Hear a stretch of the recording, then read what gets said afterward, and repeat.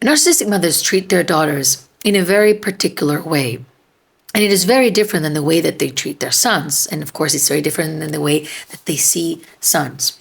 Because a narcissistic woman, an emotionally immature woman that is so toxic, shame riddled, and so obsessed with control and ownership of her daughter, also abides to systems that are based on control. And one of those systems, and shaming and control, and one of those systems, particularly the one that I keep talking about, is patriarchy. So we can say that the narcissistic mother, in the way that she raises her daughters, is convenient to creating women that then go on to live into a very patriarchal and misogynistic world.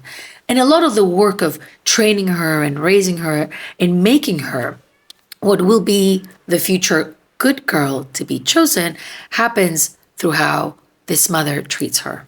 So my thesis is that the narcissistic mother is an agent of patriarchy, if not one of the most important ones, because of how she treats her daughter, but also of how she perceives herself, because the internalized misogyny of a narcissistic mother is very obvious. And if you've been raised by one, you know that already.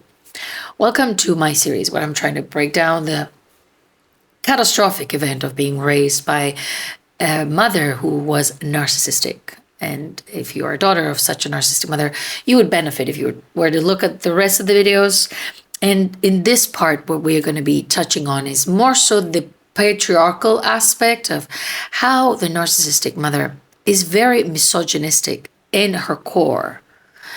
But also, this narcissistic mother raises a daughter and mothers her into compliance. Compliance that then is being used by patriarchy, right? And the world that we live in to create more and more good girls that are going to serve the men. Now, first, let's establish what do I mean by the narcissistic mother being very misogynistic. Well, a misogynistic woman is actually the word misogynistic means hating the woman, right? And she's a woman that hates the woman. But as a woman who is an authority of another woman, she hates the other woman for not complying to what she defines as the good woman, which is defined by patriarchy, right? The correct woman. But a misogynistic woman will be harsh to her daughter, harsher than she is to her son. She will compete with her daughter as if she's another woman. She will compete around her youth, their attention, desirability, success, everything, right? And this woman will act as if the daughter that she has is her enemy, competitor, enemy. She hates a lot of the things that are expressing this young girl's womanhood in front of her very eyes. And she hates all of that. She hates her sexuality. She hates the fact that she feels good in her body. She hates her self-expression. She hates it all.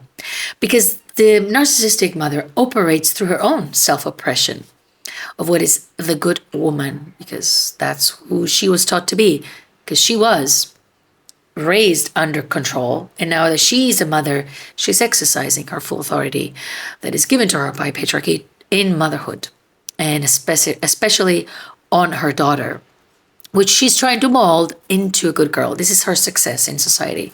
She raises a good woman that goes out, gets married, has the kids, all of that, and then she can feel proud that she's done a good job. Doesn't matter how horribly she treated that daughter.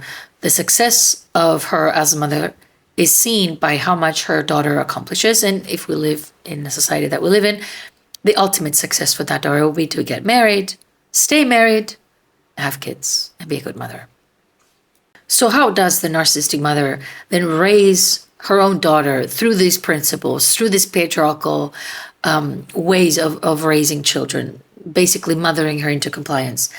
She will teach her daughter she needs to be good, useful, agreeable, convenient, not to outshine, not to challenge, and not be too powerful, through how she treats her when she's any of those things. So she will raise her daughter that in a way that teaches her very early on that her worth is not something that she gets to have all the time. It's something that she has to earn by being liked and useful and convenient to others. So basically, the narcissistic mother is trying to raise a good daughter that will be a good girl for patriarchy standards, because she's obedient, she's compliant, she's put together, she's very concerned with what others think of her. But most importantly, the core drive of raising such daughter is shame and the feeling of unworthiness. So if you raise a daughter and you don't teach her to feel proud of herself, and you don't teach her that she's inherently worthy, then this daughter will grow into becoming a woman who is chasing her worth externally, who feels ashamed and constantly changes her self-concept based on how others perceive her.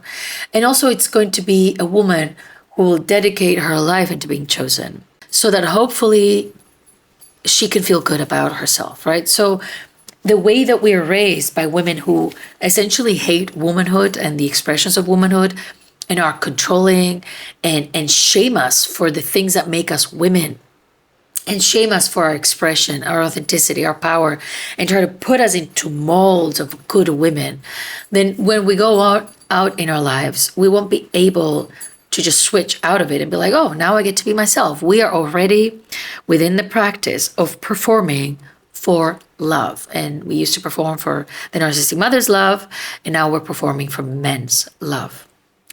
And that's it. That makes us the perfect woman for patriarchy, right? But even so, if you've been the daughter of a narcissistic mother, you've been chasing this woman's love all your life, and you kind of see that is not happening, you still want her to love you. Even if she's hurt you, even if you're still suffering, you still go to her.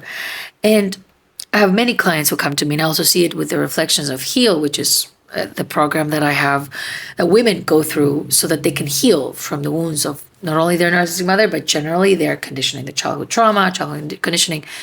I see a lot of them constantly wanting to go back to this woman up until they free themselves, of course, but a lot of efforts, a lifetime of efforts to go back. And in the next video, we'll talk about why it is that we do that.